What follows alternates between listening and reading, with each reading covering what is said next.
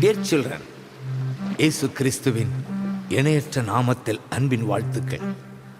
கர்த்தருடைய பெரிதான இரக்கத்தால் 40வது வால்யூம் வெளியிட கிருபை செய்திருக்கிறார். அவருக்கே மகிமை, அவருக்கே புகழ்.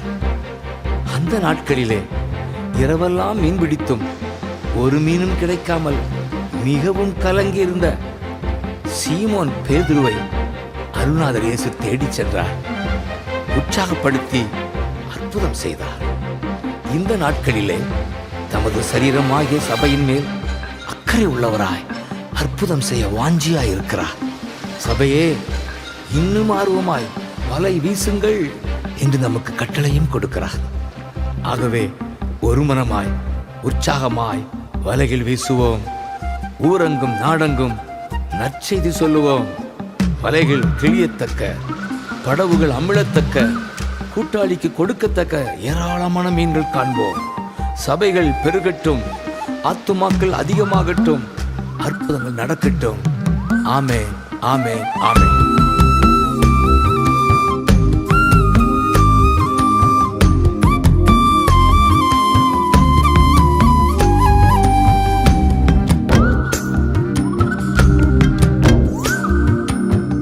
வலைகள் கிழியத்தக்க, படவுகள் அமிழத்தக்க, கூட்டாளிக்கு கொடுக்கத்தக்க மீன்கள் காண்போம்.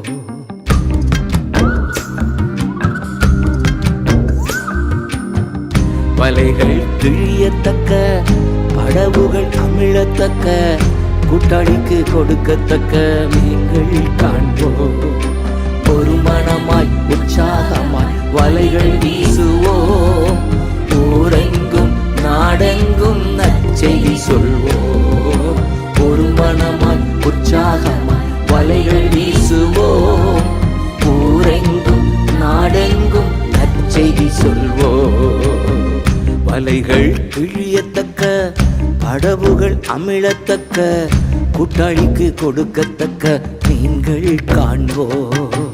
இயேசுதான் இரட்சகர், இயேசுதான் உலகின் மீட்பர்.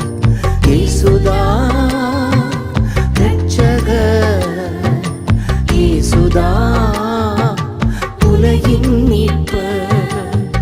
நம் தேசம் அறியணுமே, நாவுகள் சொல்லணுமே. நம் தேசம் அறியணுமே, நாவுகள் சொல்லணுமே. இயேசுதான் இரட்சகர் என்று, இயேசுதான் இரட்சகர் என்று. ஒரு மனமாய் உற்சாகமாய் வலைகள் வீசுவோம். ஊரெங்கும் நாடெங்கும் நற்செய்தி சொல்வோம். ஒரு மனமாய் உற்சாகமாய் வலைகள் வீசுவோம். ஊரெங்கும் நாடெங்கும் நற்செய்தி சொல்வோம். ஆழ கடலிலே அதிகமாய் மீன் பிடிப்போம்.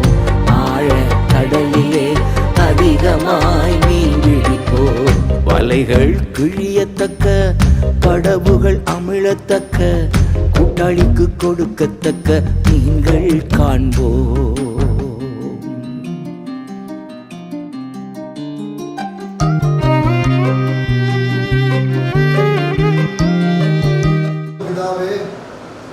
கர்த்தராகிய இயேசுவின் நாமத்தினால பரிசுத்த ஆவியானவருடைய ஒத்தாசையோடு இந்த ஆண்டவரே உங்களுடைய பிறப்பை நினைவு கூறுகிற இந்த நாளிலே 2025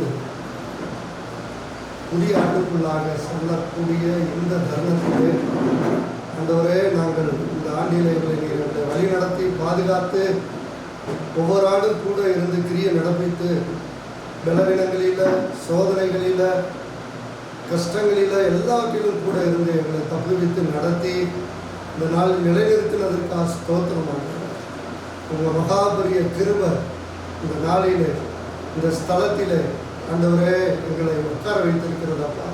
உங்களுடைய மகிமையின் பிரசன்னம் இந்த கூடாரத்திலே ஸ்தலத்திலே வரக்கூடிய ஒவ்வொருவர்களுக்குள்ளாய் ஆளுகை செய்வதாக இயேசுவின் நாமத்தினாலே இந்த நாளிலும் நாங்கள் ஏறெடுக்கிற எல்லா உமக்கு துதி ஸ்தோத்திரங்கள், ஆராதனைகள் ஆண்டவரே வாக்குத்தத்த செய்திகள் எல்லாவற்றையும் நீர் ஆசீர்வதித்தார். இயேசு கிறிஸ்துவின் நாமத்தினாலே இந்த 2025 ஆண்டு ஆண்டவரே வாக்குத்தத்த செய்தியை நீங்கள் ஆசீர்வதித்தரும்படி ஜெபிக்கிறோம். அடியே நம்முடைய பரிசுத்தாவினால் நிரப்பி இந்த நாளில் நீர் பேச போகிறதற்காக ஸ்தோத்திரம். நாங்கள் மனுஷர்கள் ஆண்டவர், நீர் தேவன் ஆண்டவர். உம்முடைய ஆவி வரும்போது, உம்முடைய வார்த்தைகள் வரும்போது நீர் எங்களுக்குள்ளாய் வெளிப்படுகிற தேவனாக இருக்கிறார். இந்த இடத்துல ஆண்டவரே உம்முடைய நாமம் மகிமைப்படட்டும். இயேசுவின் நாமத்தில் வேண்டுதல் செய்கிறோம் நல்ல பிதாவே, ஆமென். ஆண்டவராய் இயேசு கிறிஸ்துவின் நாமத்தினால இந்த 2025 ஆண்டு வாக்குத்தத்த செய்தியை கேட்கும்படியாக கர்த்தர் நம்ம கொடுத்த இந்த பாராட்டின கிருபைகளுக்காக ஸ்தோத்திரம். இந்த நாளில் வந்திருக்கிற யாவரையும் இயேசுவின் நாமத்தினால நான் வாழ்த்துக்கிறேன். நாம் இந்த நாளின் வாக்குத்தத்த செய்திக்கு நேராக நாம் சொல்லுவோம். கர்த்தர் ஆசீர்வதிப்பாராக. நான் இந்த வருஷம் எனக்கு ஆண்டவராய் இயேசு கிறிஸ்துவை சொந்த ரட்சகராக நான் ஏற்றுக்கொண்டு 25 ஆண்டுகள், வெள்ளி விழா ஆண்டுன்னு சொல்லுவாங்க 25 வருஷத்தை, அதுபோல கிறிஸ்துவுக்குள்ளாக 25 ஆண்டுகள் அவருக்காக வாழ, அவருக்காக ஊழியம் செய்ய என்னுடைய வாழ்க்கையில் கர்த்தர் பாராட்டின கிருபை பெரியது. இந்த ஊழியத்தில் 20 வருடங்களாக கர்த்தருக்கு ஊழியம் செய்யவும் கர்த்தர் அனுக்கிரகம் பண்ணினார். அதன் அடிப்படையில் ஊழியத்தில் 20, கிறிஸ்துவுக்குள் 25 என்று இந்த ஆண்டின் வாக்குத்தத்தத்தில் ஆரம்பத்தில் நான் அதை பதிவிட்டு இருக்கிறேன்.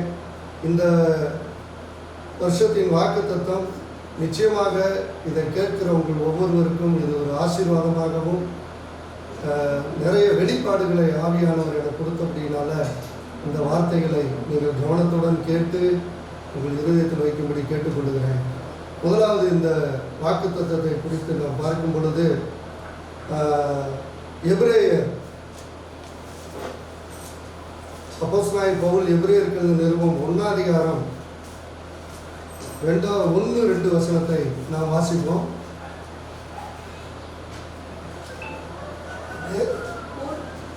பூர்வ காலங்களில் பங்கு பங்காகவும் வகை வகையாகவும் தீர்க்கதரிசிகள் மூலமாய் பிதாக்களுக்கு திருவுளம் பற்றின தேவன் இந்த கடைசி நாட்களில் குமாரன் மூலமாய் நமக்கு திருவுளம் பற்றினார். இவரை சர்வத்துக்கும் சுதந்திரவாளியாக நியமித்தார்.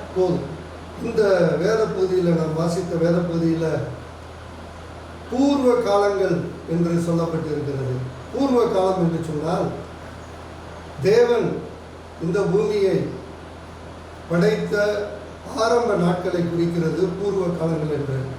இந்த பூர்வ காலங்களில் ஆதாம் ஏவாளை, முதல் மனிதனாகிய ஆதாம், முதல் மனுஷியாகிய ஏவாளை தேவன் தம்முடைய சாயலாக சிருஷ்டித்து அவர்களை பூமியிலே அவர்களை ஏதேன் தோட்டத்திலே வைத்து அவர்கள் இருவர் மூலமாக சந்ததிகள் பரவி இன்றைக்கு பூமி எங்கும் கிட்டத்தட்ட அநேக தலைமுறைகளாக, அநேக ஆண்டுகளாக மனித இனம் வாழ்ந்து வருகிறது.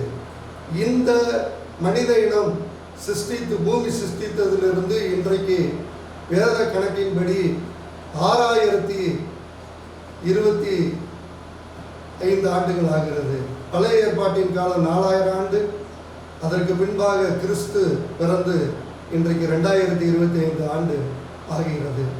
இந்த 6000 வருஷத்துக்கு, அதாவது பழைய ஏற்பாட்டின் காலமாகிய 4000 வருஷம் பூர்வ காலமாக நமக்கு முன்பாகவே ஆண்டவரை வணங்கின, ஆண்டவருடைய வாக்குத்தத்தங்களை, ஆண்டவருடைய சத்தத்தை கேட்ட அந்த ஜனங்கள் வாழ்ந்த காலமே பூர்வ காலங்கள் என்று அழைக்கப்படுகிறது.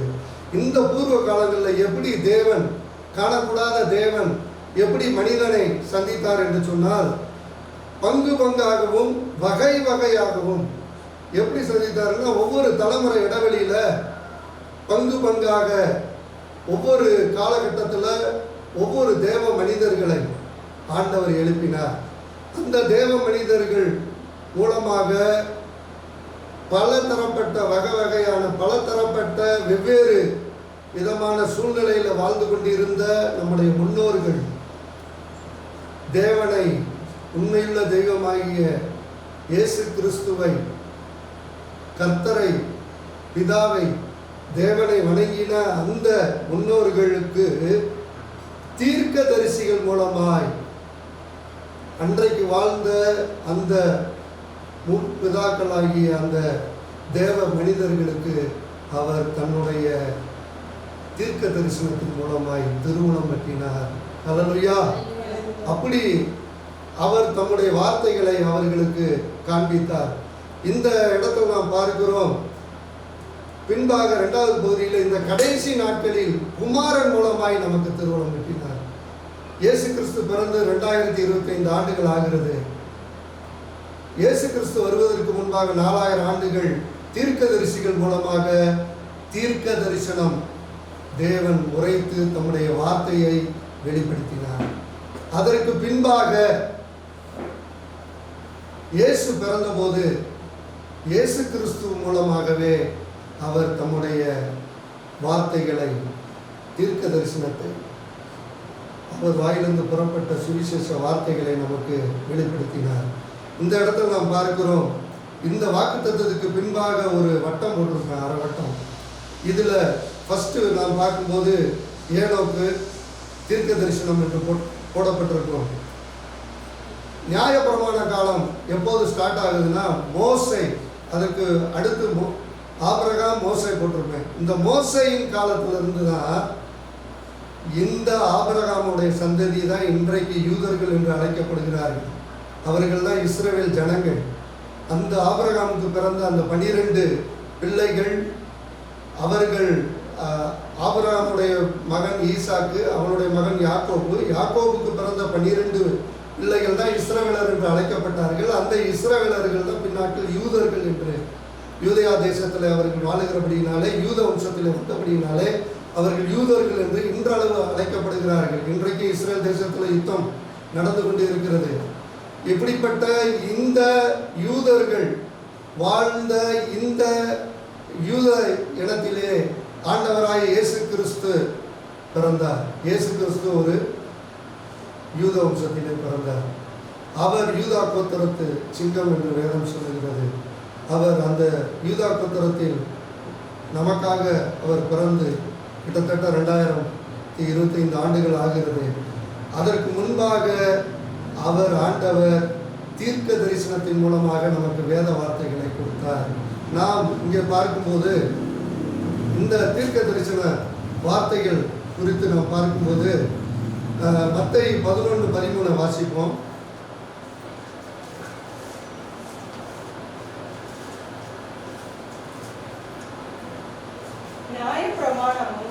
தீர்க்கதரிசிகள் யாவரும் யோவான் வரைக்கும் தீர்க்க தரிசனம் உரைத்ததுண்டு. இந்த நியாய பிரமாணம் மோசே மூலமாய் கொடுக்கப்பட்டது, நமக்கு எல்லாருக்கும் தெரியும். இந்த நியாய பிரமாணமும், நியாய பிரமாணத்து காலத்துல யார் வாழ்ந்தா? தீர்க்கதரிசிகள் வாழ்ந்தார்கள். நியாய பிரமாணத்துக்கு முன்பாகவும் தீர்க்கதரிசிகள் வாழ்ந்தார்கள். இந்த நியாய பிரமாணத்துக்கு முன்பாக வாழ்ந்த தீர்க்கதரிசிகள் மூலமாக ஆண்டவர் தீர்க்க தரிசனம் உரைத்து அவர்களை வழிநடத்தி வந்தார். அப்படிப்பட்ட இந்த ஆண்டவர் இயேசு கிறிஸ்து 2000 வருடத்துக்கு முன்பாக பிறந்தபோது அவர் சொல்லுகிறார், நியாய பிரமாணமும் தீர்க்க தரிசிகள் யாவரும் யோவான் வரைக்கும் தீர்க்க தரிசனம் உரைத்தது உண்டு.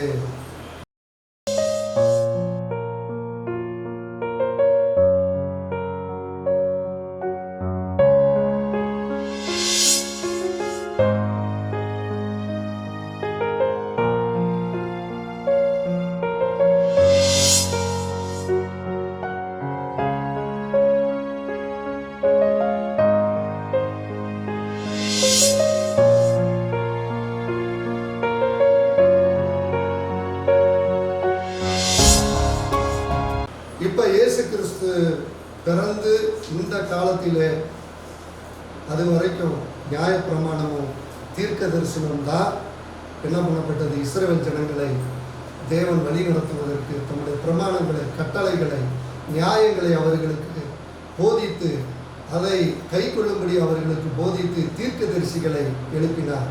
நமக்கு தெரியும், ஏசாயா தீர்க்க தரிசன புஸ்தகம், எசேக்கியேல், இப்படி வரிசையாக தீர்க்கதரிசிகள் எழும்பி அவர்கள் மூலமாய் கொடுக்கப்பட்ட அந்த பழைய ஏற்பாட்டின் தீர்க்க தரிசன புஸ்தகங்கள் நம்ம கையிலே கொடுக்கப்பட்டது. இது எல்லாமே பூர்வ காலங்களில் நடந்த காரியமாக இருக்கிறது. இந்த கடைசி நாட்களில் குமாரன் மூலமாய் இயேசு கிறிஸ்து மூலமாய் நமக்கு தேவன் திருவுளம் பற்றி இருக்கிறார். இந்த இயேசு கிறிஸ்து வந்தது பின்பாகத்தான் என்ன உண்டானது என்று சொன்னால், வாசிப்போம் யோவான் 1:17. யோவான் 1:17 பின்பகுதியை வாசிப்போம்.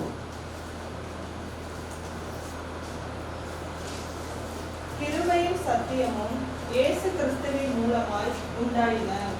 கிருபையும் சத்தியமும் யார் மூலமாய் உண்டாயின? இயேசு கிறிஸ்துவின் மூலமாக உண்டானது. கிருபையும் சத்தியமும் இயேசு கிறிஸ்துவின் மூலமாய் உண்டானது. எப்படி? அதற்கு முன்பாக தேவன் பழைய ஏற்பாட்டின் காலத்திலே பூர்வ காலங்களிலே வாழ்ந்த நம்முடைய ஜனங்களோடு கூட தீர்க்க தரிசனம் உரைத்து தீர்க்க தரிசனத்தின் அடிப்படையிலே அவர்களுடைய பாவங்களை, அவர்களுடைய தவறுகளை சுட்டிக்காட்டி அவர்களை மனம் திரும்ப செய்து அவர்களுக்கு கிருபையையும் இரக்கத்தையும் காண்பித்து அவர்களை மன்னித்து வந்தார்.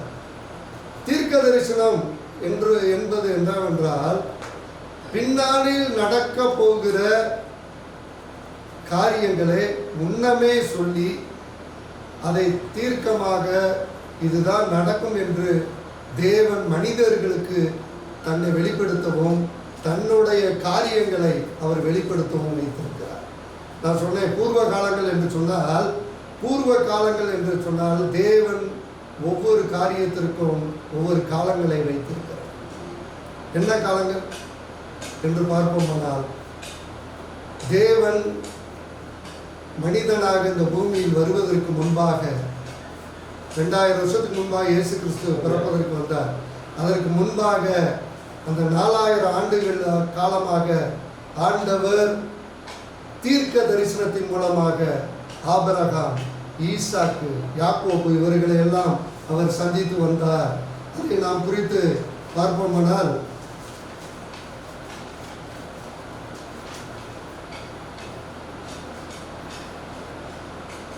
ஆபிரகாமை குறித்து பார்ப்போம். ஆதியாகமம் புஸ்தகம் 20 அதிகாரம் 6-7 வசனங்களை வாசிப்போம். அப்பொழுது தேவன் ஆதியாகமம் 20:6-7 வசனம் 7 வசனத்தை வாசிப்போம். அந்த மனுஷனுடைய மனைவியை அவனிடத்துக்கு அனுப்பிவிடு, அவன் ஒரு தீர்க்கதரிசி. இந்த ஆபிரகாமை குறித்து தேவனே சொல்லுகிறார், அவன் ஒரு தீர்க்கதரிசி. நமக்கு எல்லாருக்கும் தெரியும் ஆபிரகாம் ஒரு குடும்ப தலைவராக. ஆனா ஆபிரகாம் யார் தெரியுமா? ஒரு தீர்க்கதரிசி. ஹல்லேலூயா, ஹல்லேலூயா. ஒரு தீர்க்கதரிசி என்று தேவன் சொல்லுகிறார். ஆமென். அப்ப தீர்க்கதரிசி என்று சொன்னால், தீர்க்கதரிசிகளுக்கு என்று தேவன் சில அடையாளங்களை அவர் வைத்திருக்கிறார். தீர்க்கதரிசி என்று சொல்லி எல்லாரையும் சொல்ல முடியாது. தீர்க்கதரிசிக்கு ஆண்டவர் சில அடையாளங்களை வைத்திருக்கிறார். அந்த அடையாளத்தின்படி அவர் தீர்க்கதரிசிகளை என்ன சொல்றாருன்னா, தீர்க்கதரிசி என்று சொன்னால் அவர்களுக்கு சில அடையாளங்களை சொல்லுகிறார். அந்த அடையாளங்களை குறித்து நாம் வாசிக்கும் போது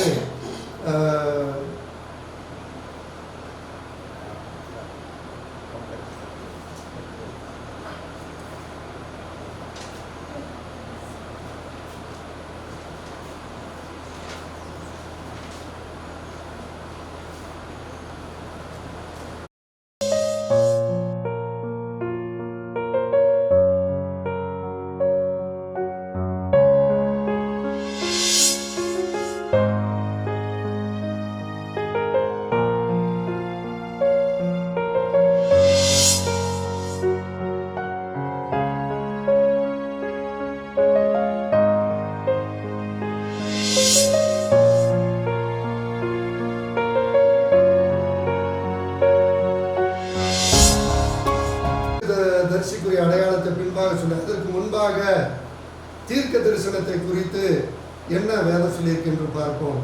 வாசிப்போம். 1 பேதுரு 1 அதிகாரம் 20வது வசனத்தை வாசிப்போம். தீர்க்க தரிசனம்னா என்ன?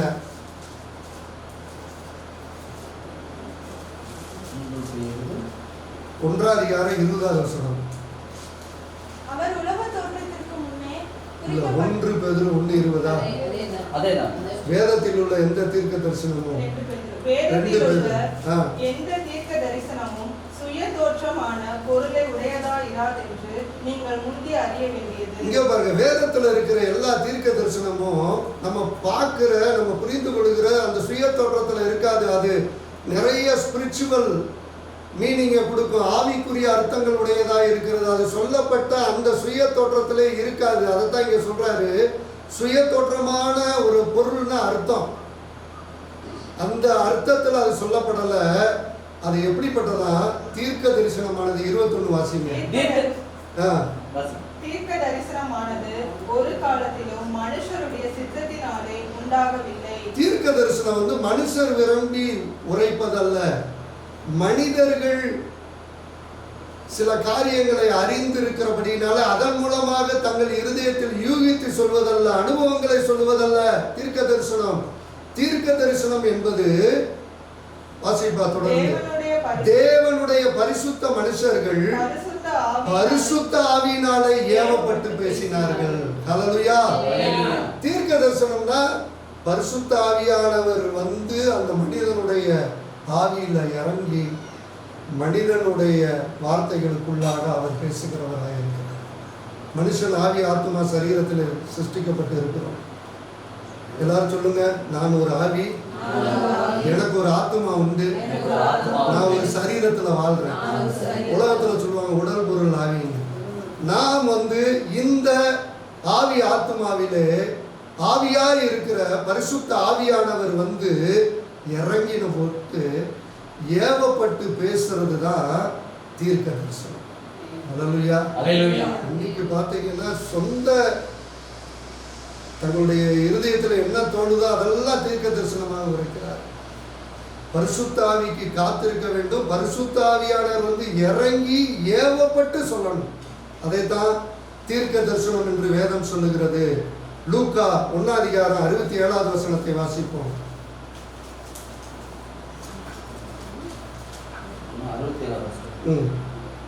அவனுடைய தகப்பனாகிய சகரியா பரிசுத்த ஆவியினாலே நிரப்பப்பட்டு தீர்க்க தரிசனமாக போதும். இங்க பாருங்க, இங்க சகரியா எப்படி பண்றான்னா, யோவான் ஸ்நானனுடைய அப்பா சகரியா, அவன் ஒரு பரிசுத்த ஆவியினாலே அவன் நிரப்பப்பட்டு தீர்க்க தரிசனமாக உரைக்கிறான். ஹல்லேலூயா. பரிசுத்த ஆவியானவர் வந்து ஏவி பேசுவதே தீர்க்க தரிசனமாகும்.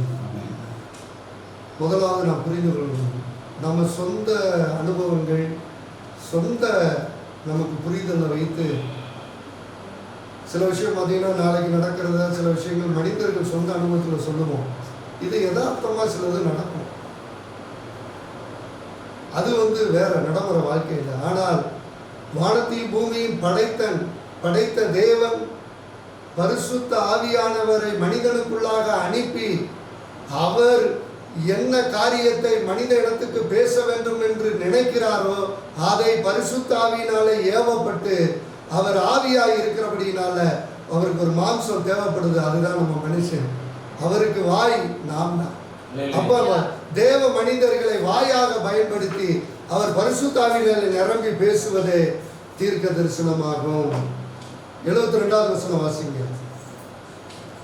அவர் நம்முடைய பிதாவாகிய ஆபிரகாமுக்கு இட்ட ஆணையை நிறைவேற்றுவதற்கும் ஆதி முதல் கொண்டிருந்த தம்முடைய பரிசுத்த தீர்க்கதரிசிகளின் வாக்கினால் தாம் சொன்னபடியே தமது ஜனத்தை சந்தித்து மீட்டு கொண்டு நம்முடைய சத்துருக்களில் நின்றும் நம்மை பகைக்கிற யாவர் கைகளில் நின்றும் நம்மை ரட்சிக்கும்படிக்கு தம்முடைய தாசனாகிய தாவீதின் வம்சத்திலே நமக்கு இரட்சணிய கொம்பை ஏற்படுத்தினார். இந்த காரியத்தை குறித்து வாசிக்கும் போது இந்த 72வது வசனத்துல நம்முடைய முற்பிதாவாகிய ஆபிரகாமுக்கு இட்ட ஆணையை நிறைவேற்றுவதற்கு ஆதி முதற்கொண்டிருந்த தம்முடைய பரிசுத்த தீர்க்கதரிசிகள் வாக்கினார்.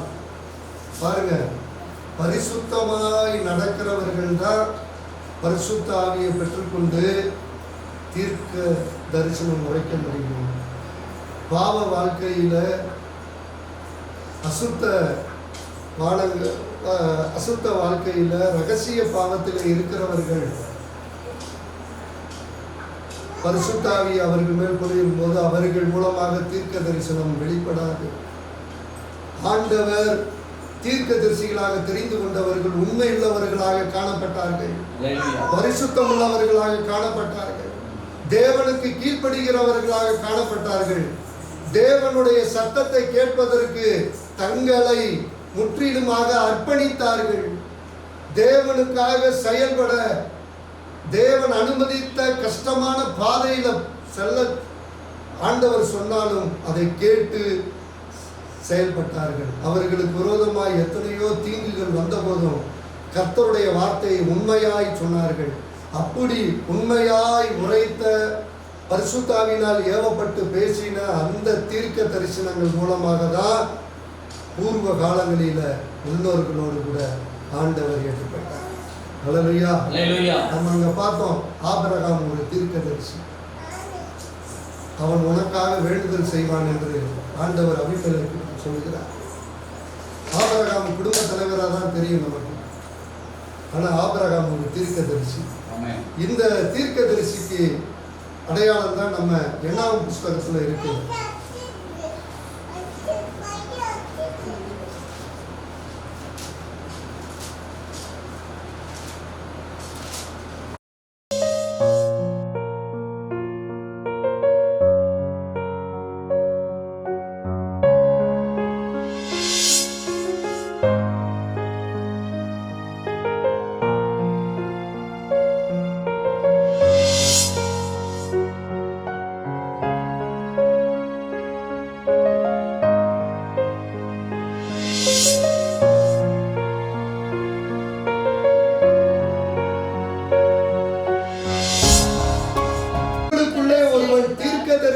இருந்தால் கர்த்தராகிய நான் தரிசனத்தில் என்னை அவனுக்கு வெளிப்படுத்தி சொப்பனத்தில் அவனோட பேசுவேன்.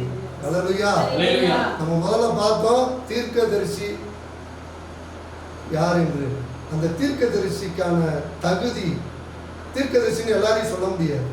ஏன்னா இன்னைக்கு கள்ள தீர்க்கதரிசிகள் அதிகமாக இருக்கு.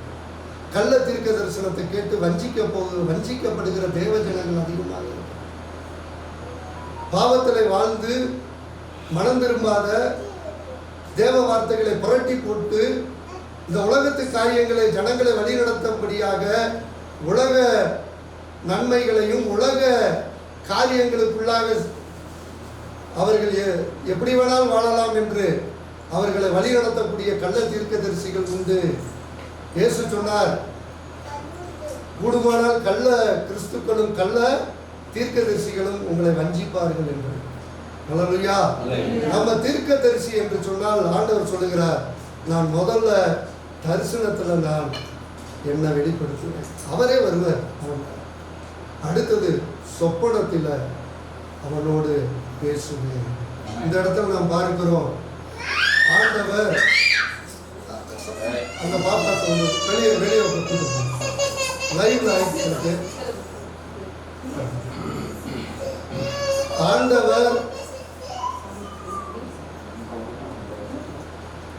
ஆண்டவர் ஆபிரகாமை தீர்க்கதரிசி என்று சொல்லுகிறார். இந்த ஆபிரகாம் எப்படிப்பட்டவனாக இருக்கான் என்று சொன்னால், அவன் தேவனுக்கு கீழ்ப்படிந்து நடந்த மனிதன். நமக்கு எல்லாருக்கும் தெரியும். இந்த இடத்துல பார்க்கிறோம், தீர்க்கதரிசியின் அடையாளம் சொப்பனம் தரிசனம் காண்பதாகும். இந்த தீர்க்க தரிசனத்தை ஆண்டவர் மோசைக்கு வரும்பொழுது நாம் பார்க்கிறோம். யாத்ரா புஸ்தகம் 3ஆம் அதிகாரம் 16வது வசனம் வாசிங்க.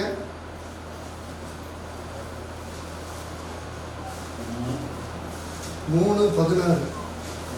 நீ போய் இஸ்ரவேலின் மூப்பரை கூட்டி அவர்களிடத்தில் ஆபிரகாம், ஈசாக்கு, யாக்கோபு என்பவர்களுடைய தேவனாய் இருக்கிற உங்கள் பிதாக்களுடைய தேவனாய கர்த்தர் எனக்கு தரிசனமாகி.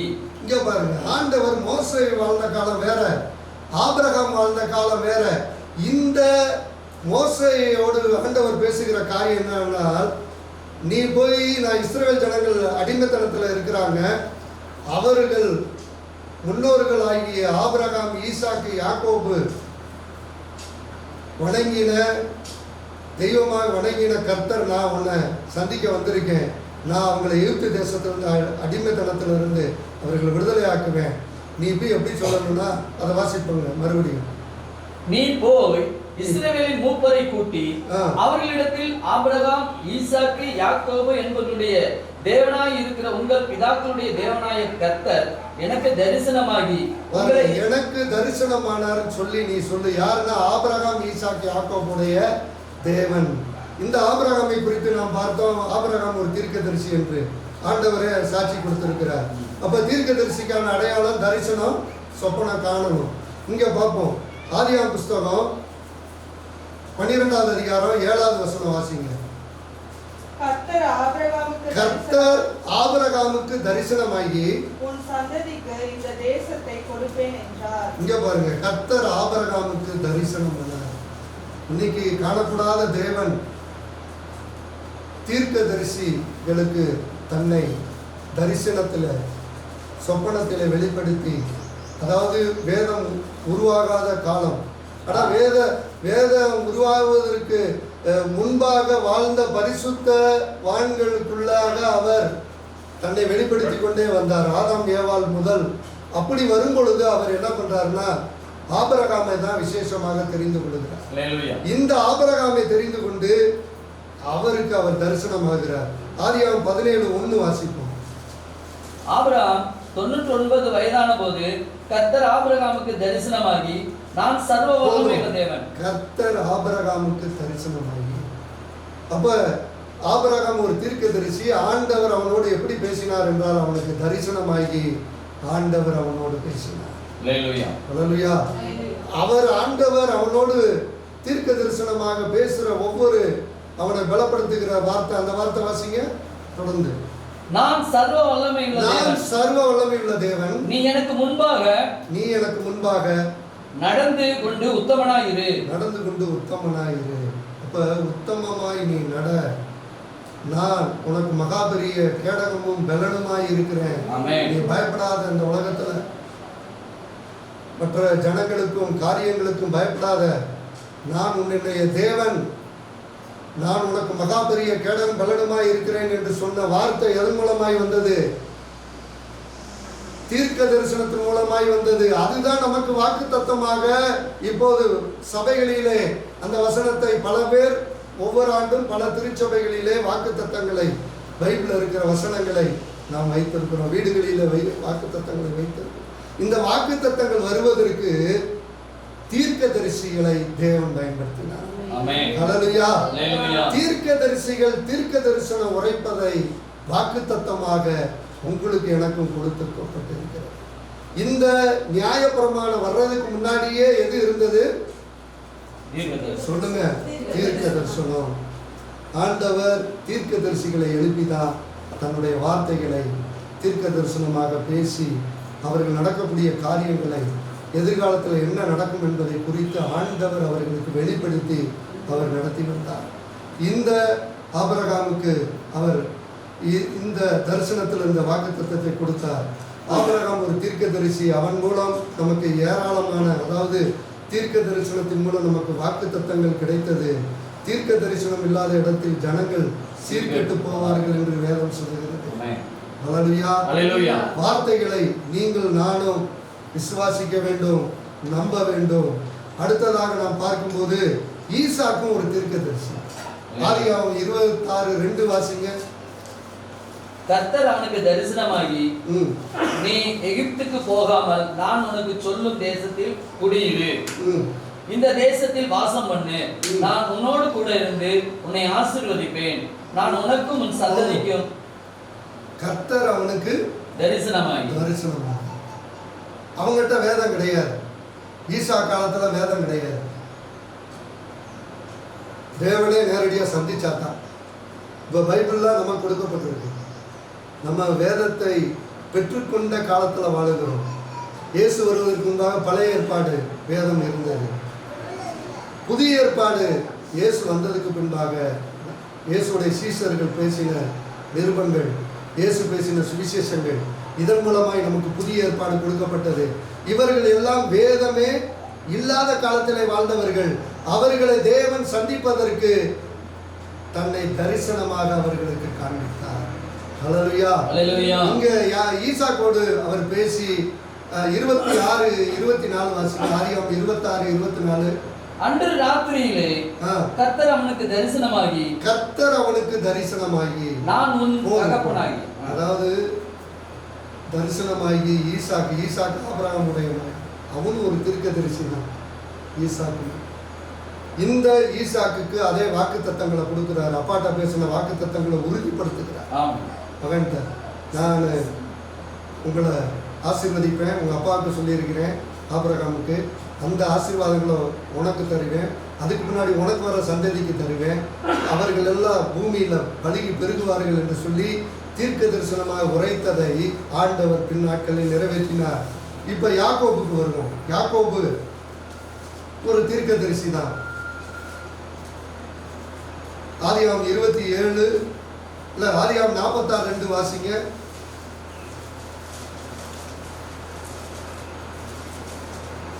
அன்று இரவிலே தேவன் இஸ்ரவேலுக்கு தரிசனமாகி. இங்க பாருங்க, தேவன் இஸ்ரவேல், யாக்கோபுக்கு தான் இன்னொரு பேரு இஸ்ரவேல், இஸ்ரவேலுக்கு தரிசனமாகிறார். யாக்கோபே யாக்கோபே. ஏன்னா யாக்கோபு ஒரு தீர்க்கதரிசி.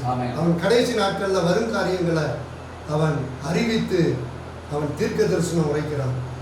யாக்கோபு ஆதியாகமம் 49:10 வாசிங்க. இயேசுவை குறித்து அவன் தீர்க்க தரிசனம் உரைக்கிறான்.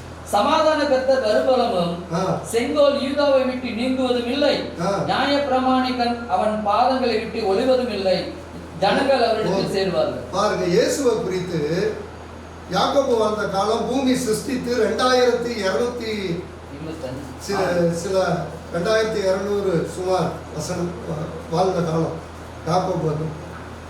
இப்ப இயேசு எப்ப பிறக்கிறாரு? அதற்கு பின்பாக 1800 ஆண்டுகள் கழித்து இயேசு பிறக்க போகிறத தீர்க்க தரிசனமாக யார் சொல்றார்?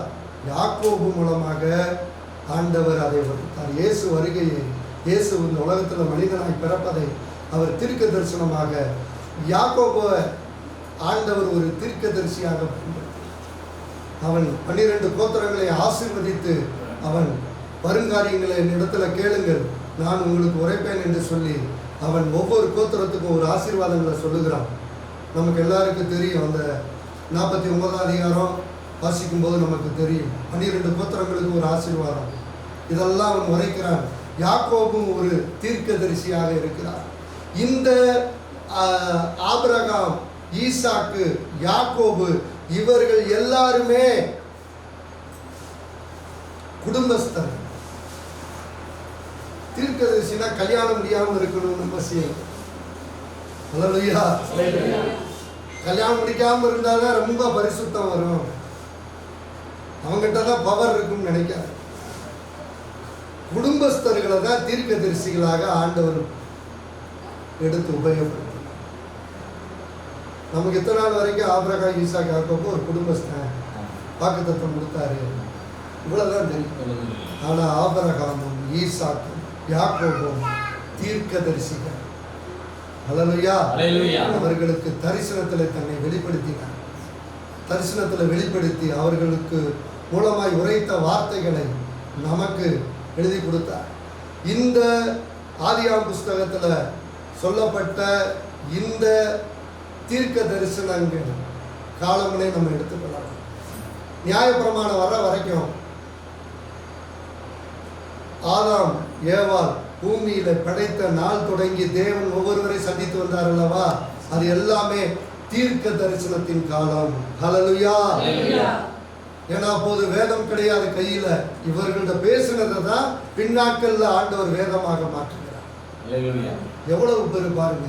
ஒரு சின்னதா சொல்றேன், தீர்க்க தரிசன காலம், அதுக்கு பின்பாக நியாய பிரமாணத்தை கொடுத்த காலம், கொடுத்ததுக்கு அப்புறம் தான் இயேசுவே வரணும்னு பிதா தீர்மானித்திருக்கிறார்.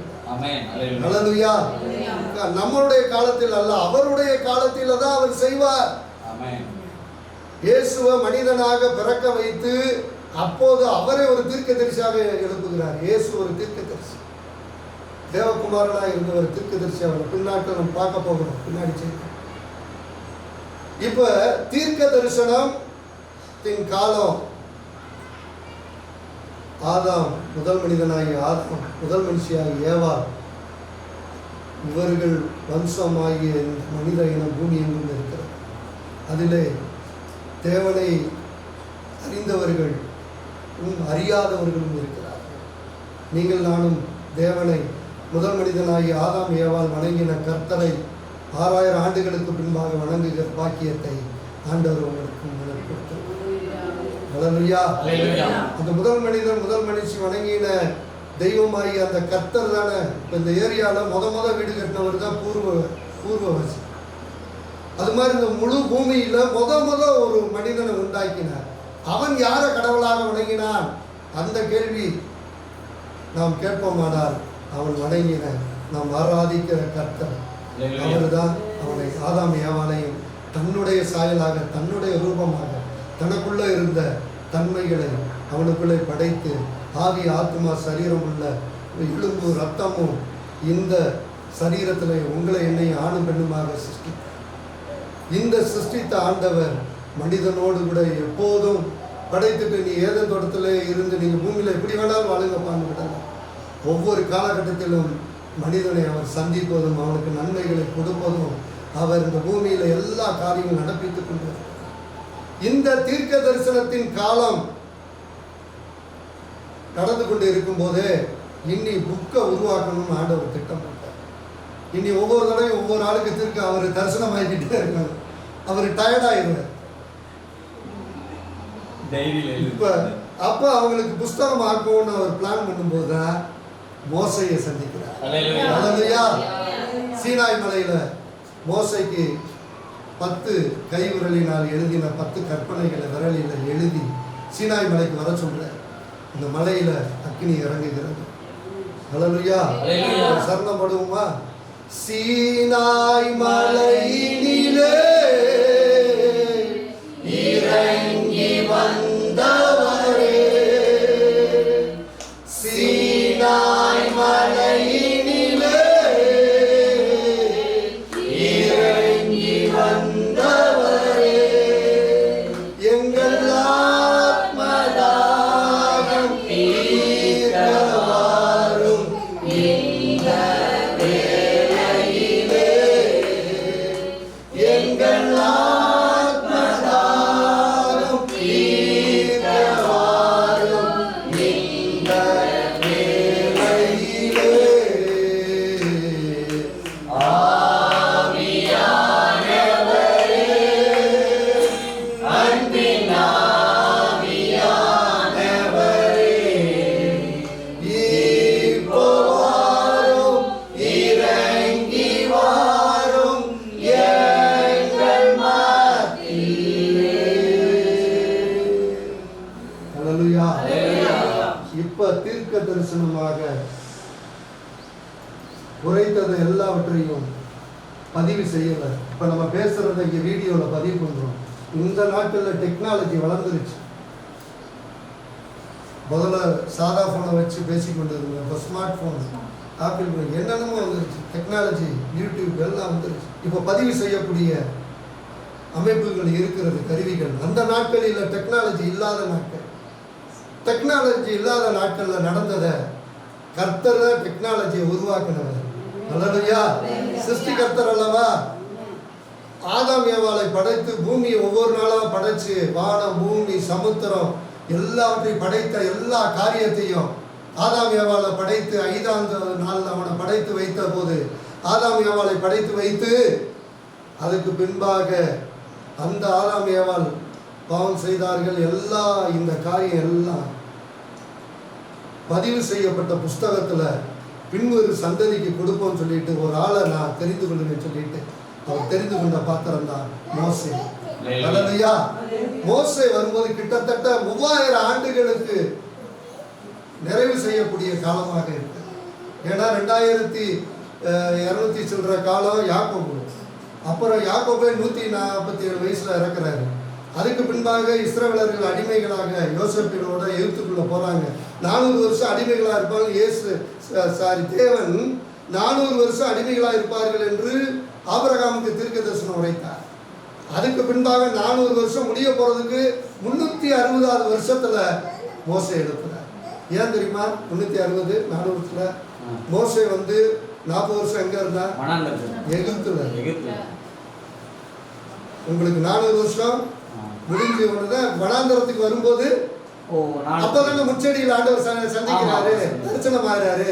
அதுக்கு முன்னாடி 40 வருஷம் அவன் வாழ்க்கை எங்க ஓடிடுச்சு? எகிப்துல. அப்ப இந்த 360 ஒரு 400 அந்த 100 எல்லாம் சேர்த்தா கிட்டத்தட்ட நான் சொல்றேன் ஒரு 2800-900 வருஷத்துல தான் புக்கா இதை ஆக்கணும்னு ஆண்டவர் முடிவு பண்ணி, இது டெக்னாலஜி முதல்ல புஸ்தகத்துல வரட்டும் அப்படின்னு சொல்லி முடிவு பண்ணி தீர்க்கதரிசி ஆகிய மோசையை எடுத்துக்கிறார்.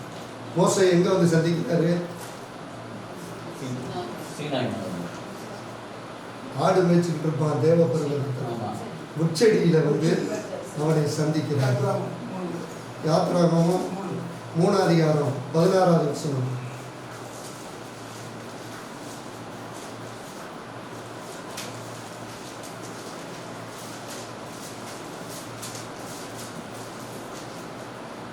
நீ போய் இஸ்ரவேலின் மூப்பரை இல்ல 3 அதிகாரத்துல அவனை சந்திக்க வராரு பாருங்க. 3 அதிகாரம் 1வது வசனம் கடைசியில பார்க்கிறோம். ஆடு மேய்ச்சிட்டு வரான். வாசிங்க 1வது வசனத்தை. மோசே மீதியான் தேசத்து ஆசாரனாய் இருந்த தன் மாமனாகிய ஏத்திரோவின் ஆடுகளை மேய்த்து வந்தான். ஆடுகளை வனாந்தரத்தின் பின்புறத்திலே ஓட்டி தேவ பர்வதமாகிய ஓரை மட்டும் வந்தான். அந்த இங்க பாருங்க, ஓரை பர்வதத்துக்கு வரும்போது ஆண்டவர் இந்த ரெக்கார்டு இருக்கு பாத்தீங்களா? மனுஷனை முதல் மனுஷி ஆதாம் ஏவாளை படைத்து இந்த பூமியெல்லாம் எப்படி படைத்த என்பதை நமக்கு தெளிவாக எழுதி கொடுப்பதற்கு. அப்போ பதிவுகள் இல்லை, வேதம் இல்லை, தீர்க்கதரிசனமா உரைத்ததெல்லாம் காற்றிலே இருக்கிறது. எல்லாம் கர்த்தர் வைத்திருக்கிறார். இன்னைக்கு இருக்கிற டெக்னாலஜி எப்படி சேட்டலைட்ல போய் கீழே இறங்கி நம்ம பேசுவது உடனுக்குடன் வெளியே போவது போல எல்லாத்தையும் காற்றிலே இருக்கிறத, காற்றை சிருஷ்டித்தவர் நம்முடைய ஆண்டவர் எல்லாத்தையும் வைத்திருக்கிறார். அவர் என்ன பண்றாருன்னா நடந்த அத்தனை சம்பவங்களை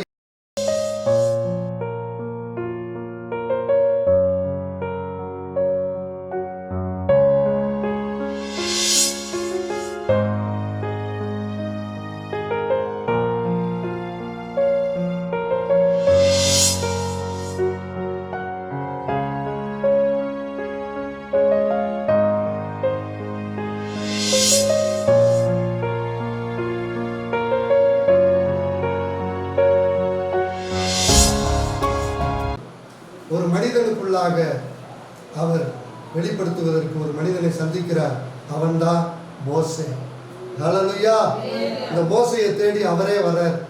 அவன் ஆடு மேய்ச்சிட்டு இருக்கான் மாமனார் வீட்டுல. இப்ப பாருங்க, அங்கே 2வது வசனம் வாசிங்க. அங்கே கர்த்தருடைய தூதனானவர் ஒரு முட்செடியில் நடுவில் இருந்து உண்டான அக்கினி ஜுவாலையிலே நின்று அவனுக்கு தரிசனமானார். புரியுதா? தரிசனமானார். தீர்க்கதரிசிக்கான அடையாளம் என்ன? தரிசனத்தில் வெளிப்படுத்தி சொப்பனத்தில் அவனோடு கூட பேசுவேன். மோசே யாரு? ஒரு தீர்க்கதரிசி. இந்த மோசே ஒரு தீர்க்கதரிசியாய் இருக்கிறார். இதை குறித்து நாம் பார்க்கும்போது இவனு ஆண்டவர் சந்திக்கிறார் மோசையை சந்திக்கும் போது ஆண்டவர் என்ன பண்றாருன்னா, இந்த ஜனங்களை எல்லாம் அழைத்து வர உன்னையத்தான் நான் தெரிந்து கொண்டேன். நீ வா, நீ போய் பார்வோன் ராஜாட்ட பேசு. இந்த ஜனங்கள் அடிமையாக இருக்கிற ஜனங்கள் என்னுடைய ஜனங்கள், எனக்கு ஆராதனை செய்ய இந்த மலைக்கு வந்து எனக்கு ஆராதனை செய்யலாம், நீ அவங்களை அனுப்புன்னு சொல்லி பேசுவதற்கு முதலாக மோசையை ஆண்டவர் சந்திக்கிறார். இந்த மோசையை சந்தித்து அனுப்பி பின்பு அவர்கள் வந்து அந்த சீனாய் மலைக்கு வரும்பொழுது தான் எல்லாரையும் பரிசுத்தம் பண்ண சொல்கிறார். பரிசுத்தம் பண்ணி சொல்லிட்டு அக்கினியில் வந்து சீனாய் மலை ஏறாங்க. அப்போது தான் மோசையை மலை மேலே ஏறி வர சொல்கிறார். ஜனங்கள்லாம் கீழே இருக்கட்டும், நீ மட்டும் மலைக்கு. ஒரு மேகம் அவனை மூடிக்கொள்கிறார். மேகத்தில் உண்டான சத்தத்தில் இருந்து ஆண்டவர் அவனுக்கு 10 விரலாகிய 10 கற்பனைகள். 10 கற்பனைகள் என்ன? என்னையன்றி உனக்கு வேற தேவர்கள் உண்டாயிருக்க வேண்டாம், வானத்திலும் பூமியில சமுத்திரத்திலும் பார்க்கிற எதற்கு ஒரு சொரூபத்தையோ ஒரு உண்டாக்க வேண்டாம். நீ உன் தாயின் தகப்பனையும் கணம் பண்ணு, ஓய்வு நாளை பரிசுத்தமாய் ஆசரி, பிறனுக்குள்ள யாதொன்று இச்சியாத, பிறன் மனைவி இச்சியாத, பிறன் வேலைக்காரனை இச்சியாத, பிறனுடைய ப்ராப்பர்ட்டியை இச்சியாத, கொலை செய்யாத, உபச்சாரம் பண்ணாத, இப்படி 10 திருடாத, பொய் சாட்சி சொல்லாத சொல்லி 10 கற்பனைகளை தன்னுடைய. ஏன்னா இப்ப யாரு? ஆண்டவர் தான் எல்லா மனிதனை படைத்தவர். அவர் மனிதனுக்கு வாழக்கூடிய கற்பனைகளை எழுதி கொடுக்கிறார். அவர் சீனாமலையிலிருந்து வந்து அதுக்கு பின்பாக அவனோடு பேசி, வேகத்திலிருந்து பேசுவார். ஒவ்வொரு காலகட்டமும் அவனோடு பேசி பேசி ஆசாரிப்பு கூடாரத்தை உண்டாக்க சொல்லி இந்த நியாய பிரமாணத்தை ஆதியாகமம் புஸ்தகம், யாத்திராகமம், லேவியராகமம், எண்ணாகமம், உபாகமம், இந்த 5 புஸ்தகங்கள். இப்போ ஆதியாகமம் புஸ்தகத்தில் சொல்லப்பட்ட விஷயங்கள், யாத்திராகமம் புஸ்தகம் தொடங்கும் போது எகிப்தில் ஜனங்கள் போயிட்டாங்க. இப்போ 400 வருஷமா அடிமை முடிய போகிற அந்த 360 வருஷத்துல தான் மோசே பிறக்கிறான். இப்போ ஆண்டவர் அவங்க 40 வருஷம் கழிச்சு தான் சந்திக்கிறாங்க. இந்த காலகட்டம் தான் கிட்டத்தட்ட 2800 வருஷங்கள் நடந்த சம்பவங்களை இவன் மேலே பரிசுத்த ஆவியில் ஆண்டவர் இறங்கி எழுத சொல்லி நம்ம கையில் அந்த பழைய ஏற்பாடாகிய அந்த 5 புஸ்தகங்களை கொடுத்தார். அல்லேலூயா. தேவன் ஒவ்வொன்றுக்கும் ஒரு காலம் உண்டு. நம்ம நினைக்கிற காலத்தில் தேவன் செயல்பட மாட்டார். நம்ம நினைக்க உடனே ஒரு ஜெபம் பண்ணிட்டு, ஒரு விண்ணப்பம் பண்ணிட்டு உடனே அவர் பதில் கொடுக்கணும். அவர் காலத்தில் நேர்த்தியாக செய்வார். அல்லேலூயா. அதினதின் காலத்தில் நேர்த்தியாக செய்வார். எப்போ மழை கொடுக்கணும், எப்போ வெயில் அடிக்கணும், எப்போ பனி கொடுக்கணும், எப்போ மிருக ஜீவன்கள் வந்து காயுது, அப்போ கொடுப்பார். சில நேரம் மழை வந்து மனுஷனுடைய அக்கிரமத்தினால அடைச்சி வச்சுட்டு மிருகங்களை பார்த்து கூட நமக்கு கொடுக்குது. மனிதன் அவ்வளோ அக்கிரமம் பண்ணுறார்.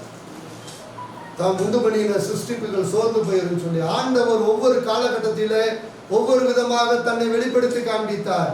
ஆதியாகமம் புஸ்தகம், யாத்திராகமம் புஸ்தகம், லேவியராகமம் புஸ்தகம், எண்ணாகமம் புஸ்தகம், உபாகமம் புஸ்தகம், 5 புஸ்தகத்தில் இஸ்ரவேல் ஜனங்களுடைய சிருஷ்டி, அதாவது பூமியை உண்டாக்கின படைத்த காரியங்கள், இந்த வானபூமி படைத்த காரியங்கள் எல்லாவற்றிற்கும் பின்பாக மனிதனத்தை எப்படி படைத்தார், அதற்கு பின்பாக மனிதன் எப்படி நடக்க வேண்டும், நீதி நியாயங்கள் கட்டளைகளை எழுதி கொடுத்து இந்த பதிவை கொண்டு வர்றதுக்கு அவர் 2800 வருஷம் காத்திருந்தார். அல்லேலூயா. அதனால தான் இங்கே போட்டிருக்க முதல்ல தீர்க்க தரிசனம், இப்போ நியாய பிரமாணம். மோசே வந்துட்டார், ஆபிரகாம் பார்த்துட்டோம். இப்போ பாருங்களேன், இந்த ஏனோ காரியத்தை சொல்லிடுறேன். ரொம்ப இன்ட்ரெஸ்டிங்காக இருக்குது ஏனோ காரியம். இப்போ ஏனோக்கு வந்து வாழ்ந்த காலம் ஆதாமுக்கு 7ஆம் தலைமுறை.